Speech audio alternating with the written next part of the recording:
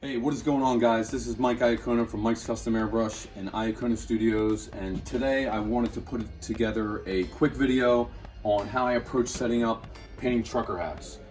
Trucker hats, definitely a good addition if you're an airbrush artist. They're great for just real simplistic art, cartoons, lettering, bar mitzvahs, birthday parties, definitely a good seller. But I had a few people hit me up, and ask me some questions on how I approach painting them, because you can run into some problems with the brim getting in the way when you're trying to get close. So you'll see a lot of artists, they set their trucker hat up like this, and simply they'll do something where they just tweak their bottle and turn it to the side, and then they're able to get in there a little bit tight.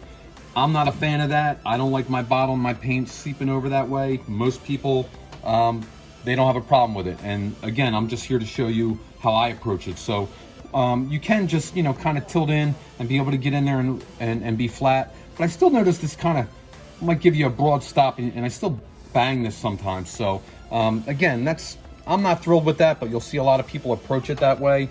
So that is one thing that might work for you. But what I like to do, and what I'm here to show you, is how I have the hat set up here. Notice the brim is sat down, so it's not getting in my way, and no matter where I go with this airbrush, my bottle can flow up and down smoothly. So basically, when the trucker hats come, they're just kind of folded like this, and basically I just do two folds on there. So I'm going to fold that top part down like that, and then I'm going to bring this part up. So if you just do a two fold like that, what you notice is it forces the brim to go down. So again, here's your trucker hat, how they come in the box, 12, whatever it is. I simply fold that down like that, and then I fold these two tops up.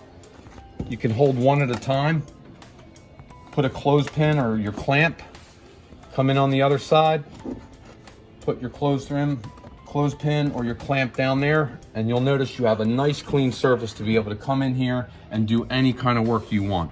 Now, some people say, well, Mike, I'm a little limited and I notice my art, I need to extend it. Well, naturally, you're getting the most part done here where you need to. So for instance, I'll just show you this stock design we have here.